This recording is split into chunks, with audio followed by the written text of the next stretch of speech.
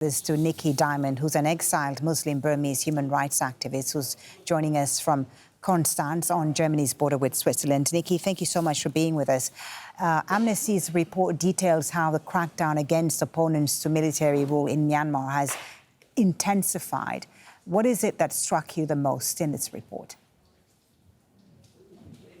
I totally agree with the international amnesty. Military intentionally, the use of systematic and nationwide abuses and atrocity crimes against our civilian population, raping, killing, torturing, and arresting men and women, including children, very less skilled, to control the over 55 million people of my country. So that's a very brutal. The same military committed the Rohingya genocide. They did it same pattern of abuse against Rohingya, but now they are repeating, doing exactly against our civilian. Yeah, that's really. And what's interesting about this report, and I hope you can tell us a bit more about this, is that people are being targeted, women and children, women and men and women are being targeted, as you said, but not even children are spared, apparently.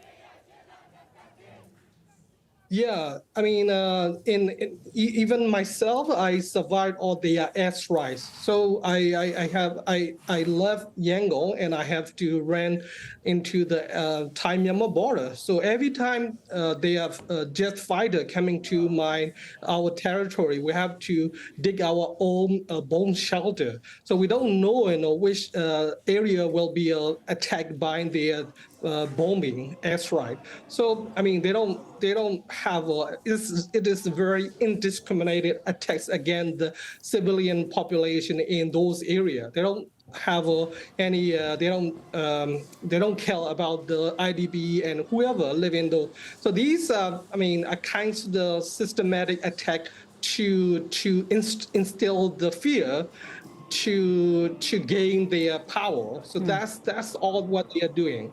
Indiscriminate attacks. Amnesty, in its report, also says that corporations like Meta, Facebook's parent company, have a responsibility in these rights violations because their algorithms amplified, for example, content critical of the Rohingya. What do you make of this? What role do you think these foreign corporations are playing in this? Yeah, I'm seeing the Facebook cannot control the Burmese language content on their platform. So sometimes, I mean, military and military intelligence tactically, systematically using Facebook social media platform to locate our kinds of activist human rights defender. So they have a technology, especially to locate where they are on. I mean, by using, and also, I mean, Facebook has been a kind of instrumental and a kind of a tool to incite hatred and incite violence. So we have that's why in Myanmar, Facebook became a hate-speech. We call it hate-speech because of these actors, military, intelligence, and Buddhist nationalist actors using Facebook and social media to separate their hatred again and a kind of anti-Muslim, anti-Rohingya discourse on those platforms. Thank you so much for taking the time to speak to us about this. Thank you for sharing your experience. Nickey, joining us from Constance.